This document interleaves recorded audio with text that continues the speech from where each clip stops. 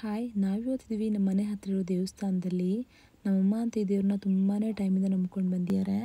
ಇದು ಇರೋದು ಸಂಸಲಿ. ಸಾಮಾನ್ಯವಾಗಿ ಈ ಪ್ಲೇಸ್ ಎಲ್ರಿಗೂ ಗೊತ್ತಿರುತ್ತೆ. ಇಲ್ಲಿ ಕಟಿಂಗ್ ಮತ್ತು ಕ್ಲೀನಿಂಗ್ ಎಲ್ಲ ನಡೀತಾ ಇದೆ. ಹಾಗಾಗಿ ಸೀನರಿ ಅಂತೂ ಸ್ವಲ್ಪನೂ ಚೆನ್ನಾಗಿಲ್ಲ. ಬರೋರಿದ್ರೆ ಒಂದು 10 ಡೇಸ್ ಬಿಟ್ಟು ಬನ್ನಿ, ಚೆನ್ನಾಗಿರುತ್ತೆ ಸೀನರಿ. ಹಾಗೆ ಇಲ್ಲಿ ನಮ್ಮ ಅಕ್ಕನ ಮಗಳು ಫೋಟೋಸ್ ಎಲ್ಲ ತೆಗೆಸ್ಕೊತಾ ಇದ್ದಾಳೆ. ಹಾಗೆ ಟೆಂಪಲ್ ಒಬ್ಬರು ಆಂಟಿ ಸಿಕ್ಕಿದ್ರು.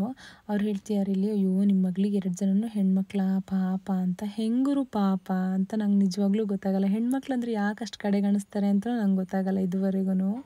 ನಮ್ಮ ಅಕ್ಕನ ಬರ್ಡೇ ಇತ್ತು ಅಂಥೇಳಿ ಅವಳು ಸ್ಕೆಚ್ ಮಾಡಿ ಅವ್ರ ಅಮ್ಮಂಗೆ ಕೊಡ್ತಾ ಇದ್ದಾಳೆ ಇಲ್ಲಿ.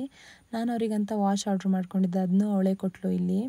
ಹೆಣ್ಮಕ್ಳು ಅಂದರೆ ಯಾಕೆ ಅಷ್ಟು ತಾತ್ಸಾರ ಅನ್ನೋದೇ ನಂಗೆ ನಿಜವಾಗ್ಲೂ ಗೊತ್ತಾಗ್ತಿಲ್ಲ. ಮೇ ಬಿ ಪ್ರಪಂಚ ಎಷ್ಟೇ ಬದಲಾದರೂ ಹೆಣ್ಮಕ್ಳು ಅನ್ನೋದ್ರಲ್ಲಿ ಮಾತ್ರ ಬದಲಾಗಲ್ಲ ಅನಿಸುತ್ತೆ.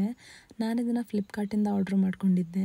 ಇಲ್ಲಿ ನಮ್ಮಮ್ಮ ಕೇಕ್ ತರಬಾರ್ದು, ಅವಳು ಬಾಣಂತಿ ಅಂತ ಹೇಳಿದರು. ಹಾಗಾಗಿ ನಾನಿಲ್ಲಿ ಅವರಿಗಂತ ಪಿಜ್ಜಾ ತೊಗೊಂಡು ಬಂದಿದ್ದೆ. ಅವಳು 2ನೇ ಪಾಪು ಇದು, ಇವಳು ಸೀರಾ.